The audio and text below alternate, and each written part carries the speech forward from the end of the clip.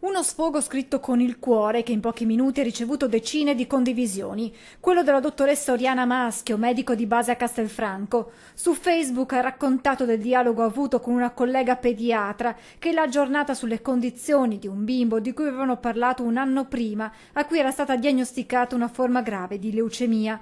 Oggi il piccolo di una provincia veneta sta bene grazie ad un trapianto di midollo, ma al sollievo per un futuro più roseo si contrappone l'amarezza. C'era un dato molto che mi ha turbato, il fatto che dovrà entrare a scuola e la sua classe ha 5 bambini non vaccinati. Nel post la dottoressa Maschio spiega che il bimbo, vivendo in un piccolo paesino, non ha alternative. Pensare a un bambino che supera una cosa così drammatica, se alla fragilità si accompagna anche la necessità di cambiare classe o di cambiare paese, addirittura di andare in un paese limitrofo. Troppo spesso, spiega la dottoressa Maschio, sul web appaiono informazioni che vengono lasciate al giudizio della popolazione, inerme di fronte a certi argomenti, infangando, aggiunge, la scienza.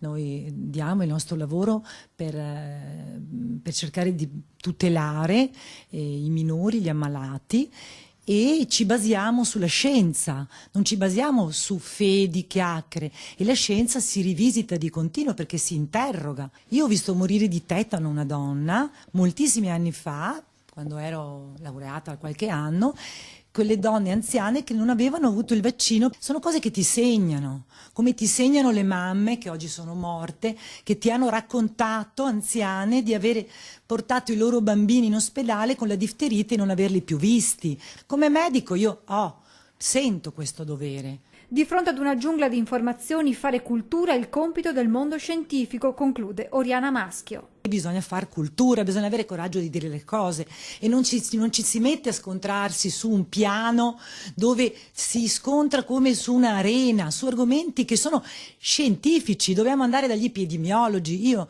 sono un medico che lavora sulle linee guida, non me le invento le linee guida. Ed è questo il problema. Noi crediamo di poter inventare la scienza non si inventa, non è democratica, non è fatta di like.